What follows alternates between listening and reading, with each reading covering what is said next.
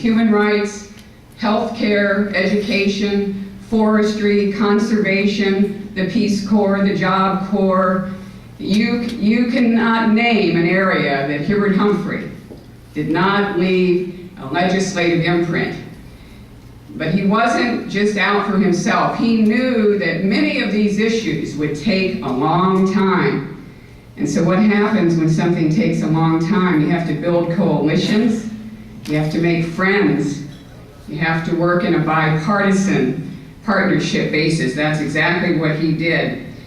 For Hubert Humphrey, I'm going to read a couple notes. I always look forward to these dinners because I get to read some of the books that have been written about him. And a couple of authors have this to say: politics was the noblest profession, and public service the highest achievement for Hubert Humphrey. But it had to be a politics with morality and public service for the public good.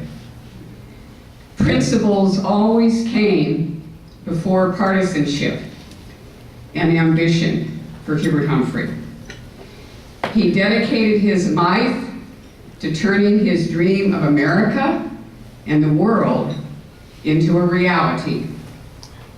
He worked for an America and a world where people are concerned about other people, where the principles of freedom and citizenship are always held high and never, ever taken for granted, where one person has as much of a chance as the next person to make a better life, and where democracy can grow and flourish.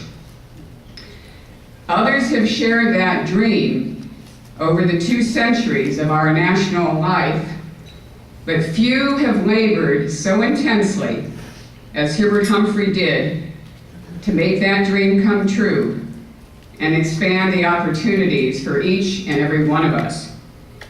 He achieved many great accomplishments, but much remains to be done, and that's why you're here. And that's why you're part of the Hubert H. Humphrey Fellowship Program. For each of you, as I said, are his greatest living legacy. And this year, it's a very important year that you've been selected as Humphrey Fellows because it's his centennial year. Yeah.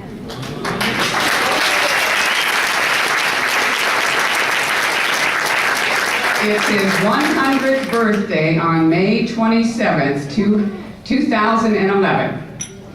And I hope each of you will take a little time this year, since you're the Centennial Fellows, to read, learn a little bit about his life.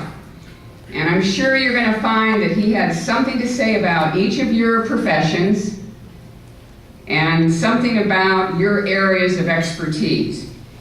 Something you're going to find is going to give you an inspiration to move on beyond where you are now. None of you are in a comfort zone, I know that. Otherwise you wouldn't be here. Now, Hubert Humphrey and his father, my grandfather, always believed that men and women are inspired by their dreams. You know, he came from a small town. There wasn't much out there in the Dakota Prairie, I can tell you that.